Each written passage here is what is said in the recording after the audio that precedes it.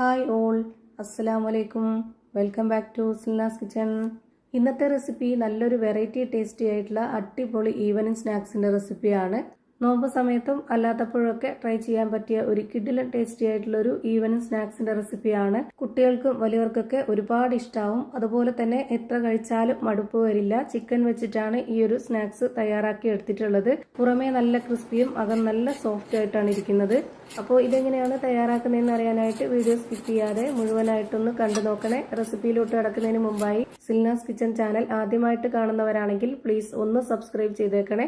ഒപ്പം തന്നെ ഈ വീഡിയോസ് നിങ്ങൾക്ക് ഇഷ്ടപ്പെടുകയാണെങ്കിൽ ഒരു ലൈക്ക് ചെയ്ത് ഷെയർ ചെയ്ത് സപ്പോർട്ട് ചെയ്യാനും മറക്കരുത്. ഇനി നമുക്ക് ഇതെങ്ങനെയാണ് തയ്യാറാക്കുന്നതെന്ന് നോക്കാം. ഇതിനായി ആദ്യം തന്നെ സ്റ്റവിലേക്ക് ഒരു പാൻ വെച്ച് കൊടുത്തിട്ടുണ്ട്. അതിലേക്ക് കുറച്ച് ഓയിൽ ഒഴിച്ചു കൊടുത്തതിന് ശേഷം ഓയിൽ നന്നായിട്ടൊന്ന് ചൂടായിട്ട് വരുമ്പോൾ ഒരു മീഡിയം സൈസിലുള്ള 3 സവാള ചോപ്പറിലൊന്ന് ചോപ്പ് ചെയ്തെടുത്തിട്ടുണ്ട്. അതുപോലെ തന്നെയാണ് ഒരു തക്കാളിയും. ഇതുപോലെ പൊടി പൊടിയായിട്ട് കിട്ടിക്കഴിഞ്ഞാൽ നമുക്ക് പെട്ടെന്ന് വെന്ത് കിട്ടുകയും ചെയ്യും. അതുപോലെ തന്നെ നന്നായിട്ട് കുഴഞ്ഞ് കിട്ടുകയും ചെയ്യും. അതിന് വേണ്ടിയിട്ടാണ് അങ്ങനെ ചെയ്തത്. ഇനി ഇതിലേക്ക് ഇട്ട് കൊടുക്കുന്നത് 2 പച്ചമുളക്, കറിവേപ്പില, മല്ലിയില ഇത്രയും നന്നായിട്ട് ചെറുതായിട്ട് കട്ട് ചെയ്തിട്ട് ഇട്ട് കൊടുത്തിട്ടുണ്ട്. ഇനി അടുത്തതായിട്ട് ഇതിലേക്ക് പൊടികളാണ് ഇട്ട് കൊടുക്കുന്നത്. 1 സ്പൂൺ അളവിൽ മുളക് പൊടി ഇട്ട് കൊടുത്തു. ഇനി ഒരു 1/2 സ്പൂൺ അളവിൽ കുരുമുളക് പൊടി, ഒരു 1/4 സ്പൂൺ അളവിൽ പെരിഞ്ജീരകപ്പൊടി, മഞ്ഞൾപ്പൊടി, ഗരം മസാലപ്പൊടി, ആവശ്യത്തിനുള്ള ഉപ്പ്, പിന്നെ ഇതിലേക്ക് വെളുത്തുള്ളി ഇഞ്ചി പേസ്റ്റ് ഒരു 1/4 സ്പൂൺ അളവിൽ ഇട്ട് കൊടുത്തിട്ടുണ്ട്. ഇത്രയും ഇട്ട് കൊടുത്ത ശേഷം ഇനി ഇത് നല്ലപോലെ ഒന്ന് ഇളക്കി കൊടുത്തിട്ട് ഒരു 2 മിനിറ്റ് നേരം ഒന്ന് വേവിച്ചെടുക്കാം. ഇതെല്ലാം വളരെ പൊടിയായിട്ട് അരിഞ്ഞ് ഇട്ട് കൊടുത്തത് കൊണ്ട് തന്നെ പെട്ടെന്ന് വെന്ത് കിട്ടും. ഇതൊന്ന് അടച്ചു വെച്ചാണ് വേവിച്ചെടുക്കുന്നത്. ആ ഒരു സമയം കൊണ്ട് നമുക്ക് വേറൊരു കാര്യം കൂടി ചെയ്യാനുണ്ട്. ഇതിനായി ഞാനൊരു ബൗൾ എടുത്തിട്ട് അതിലേക്ക് 3 വേവിച്ച കിഴങ്ങാണ് ഇട്ട് കൊടുക്കുന്നത്. തൊലിയൊക്കെ കളഞ്ഞതിന് ശേഷം ഇതിലേക്ക് ഇട്ട് കൊടുത്തിട്ടുണ്ട്. ഉടച്ചിട്ടാണ് ഈ ഒരു ബൗളിലേക്ക് ഇട്ട് കൊടുത്തിട്ടുള്ളത്.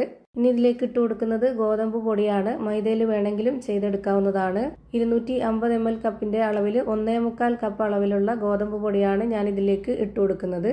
ഇനി ഇതിലേക്ക് ആവശ്യത്തിനുള്ള ഉപ്പിട്ട് കൊടുക്കാം. എന്നിട്ടിത് കൈ വെച്ചിട്ട് നന്നായിട്ടൊന്ന് മിക്സ് ചെയ്തെടുക്കാം. പിന്നെ നമുക്കപ്പോൾ അറിയാൻ പറ്റും ഏകദേശം എത്രത്തോളം വെള്ളം വേണ്ടി വരും എന്നുള്ളത്. ആദ്യം തന്നെ ഒന്നിച്ചൊഴിച്ചു കൊടുത്തു കഴിഞ്ഞാൽ പെട്ടെന്ന് അതിൻ്റെ പരുവം തെറ്റിപ്പോവും. ഇത് കിഴങ്ങായതുകൊണ്ട് തന്നെ കുറച്ച് നനവുണ്ട് ഇതിൽ. ഞാനിവിടെ 250 ml കപ്പിൻ്റെ അളവിൽ 1 കപ്പ് വെള്ളം എടുത്തതിന് ശേഷം അതിൻ്റെ 1/4 ഭാഗം ഒഴിച്ചു കൊടുത്തിട്ടുണ്ട്. എന്നിട്ട് ഇതൊന്ന് കുഴച്ച് നോക്കുകയാണ്. പോരാതെ വരുമ്പോൾ വീണ്ടും ഒഴിച്ചു കൊടുക്കാം. ഇതിലേക്ക് കുറച്ചുകൂടി വെള്ളത്തിൻ്റെ ആവശ്യം വന്നിട്ടുണ്ട്. അപ്പോൾ കുറച്ചുകൂടി വെള്ളം ഒഴിച്ചു കൊടുത്തു. ഇപ്പോൾ ഇതിലേക്ക് ആകെ വേണ്ടി വന്നിട്ടുള്ളത് 250 ml കപ്പിൻ്റെ അളവിന് 1/2 കപ്പ് വെള്ളമാണ്. ഇത് കറക്റ്റ് ആയിട്ടുണ്ട്. ഞാനിതപ്പോൾ നല്ലപോലെ കുഴച്ചെടുക്കുന്നുണ്ട്. നമ്മൾ സാധാരണ ചപ്പാത്തിക്കൊക്കെ കുഴച്ചെടുക്കുന്ന ആ ഒരു ബുദ്ധിമുട്ടൊന്നും ഇല്ല. ഭയങ്കര സ്മൂത്ത് ആയിട്ടിരിക്കുകയാണ് ഈ ഒരു മാവ്. ഇപ്പോൾ നമ്മുടെ മാവ് റെഡിയായി. ഇനി വേവിക്കാൻ വെച്ചത് വെന്തോന്നൊന്ന് നോക്കാം. ഇനി ഇതൊന്ന് ഇളക്കി കൊടുത്ത് നോക്കുന്നുണ്ട്. ഇപ്പോൾ ഇതാ നല്ല പോലെ ഇത് വെന്ത് കിട്ടി. ഇനി ഇതിലേക്ക് ഇട്ട് കൊടുക്കുന്നത് ചോപ്പറിലൊന്ന് ചോപ്പ് ചെയ്തെടുത്തിട്ടുള്ള ചിക്കനാണ്. വേവിച്ച ചിക്കനാണ്. ഉപ്പും കുരുമുളകും മാത്രം ഇട്ടിട്ട് വേവിച്ചെടുത്തിട്ടുള്ളതാണിത്. സാധാരണ പലഹാരം തയ്യാറാക്കുമ്പോൾ എല്ലില്ലാത്ത പീസ് എടുത്ത് തയ്യാറാക്കിയ പോലെ തന്നെയാണ് ഞാനിതും എല്ലില്ലാതെ തന്നെയാണ് തയ്യാറാക്കി എടുത്തിട്ടുള്ളത്.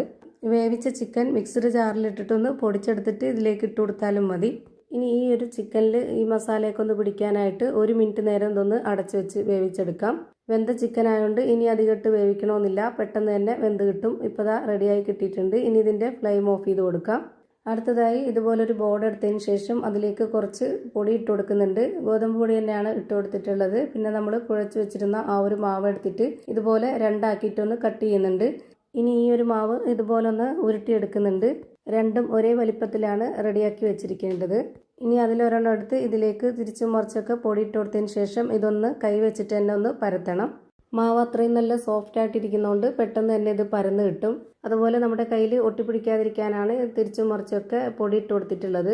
ഒരുപാടങ്ങ് നൈസ് ആക്കണ്ട. കുറച്ച് കട്ടിയിലാണ് ഈ ഒരു വലിപ്പത്തിൽ ഇതുപോലെ പരത്തിയെടുത്തിട്ടുള്ളത്. ഇതേപോലെ തന്നെ ഇനി അടുത്ത മാവും ചെയ്തെടുക്കണം.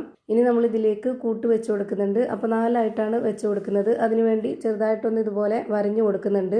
ഒരുപാട് അമർത്തി മുറിഞ്ഞു പോകുന്ന രീതിയിൽ ചെയ്യരുത്. ഈ ഒരു രീതിയിൽ നൈസായിട്ടൊന്ന് ചെയ്തെടുത്താൽ മതി. ഇനി ഈ ഒരു 4 കോളത്തിലും ഇതുപോലെ നമ്മൾ മസാല കൂട്ട് വെച്ച് കൊടുക്കാം.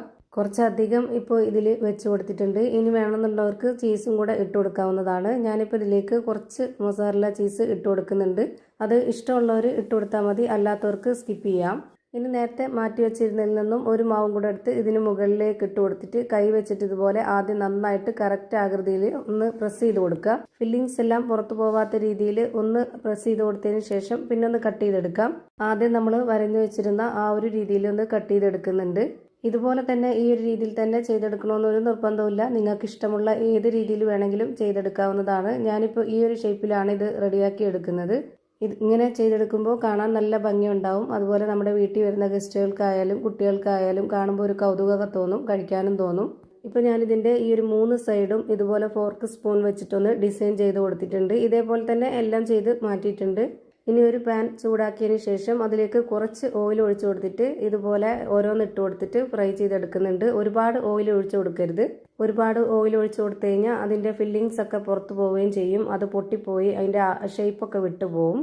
ഞാനിപ്പോൾ ഇതിൻ്റെ മുകളിലായിട്ട് കുറച്ച് മല്ലിയില ഇട്ട് കൊടുത്തിട്ട് ഒരു 2-3 പീസ് ചീസും കൂടെ ഇട്ട് കൊടുത്തിട്ടുണ്ട്. എന്നിട്ട് ഇതുപോലെ ഒരു സൈഡ് വെന്തതിന് ശേഷം ഒന്ന് തിരിച്ചിട്ട് കൊടുക്കുന്നുണ്ട്. അപ്പോൾ ആ ഒരു ഭാഗം, ചീസുള്ള ഭാഗം നമുക്ക് കാണാൻ നല്ല ഭംഗിയായിരിക്കും. ഇപ്പോൾ 2 സൈഡും ഒരുപോലെ വേവിച്ചെടുത്തിട്ടുണ്ട്. ഇനി നമുക്കിത് ഒരു പാനിലേക്ക് മാറ്റാം. ഇതേപോലെ തന്നെ എല്ലാം ഫ്രൈ ചെയ്ത് ഒരു പാത്രത്തിലേക്ക് മാറ്റിയിട്ടുണ്ട്.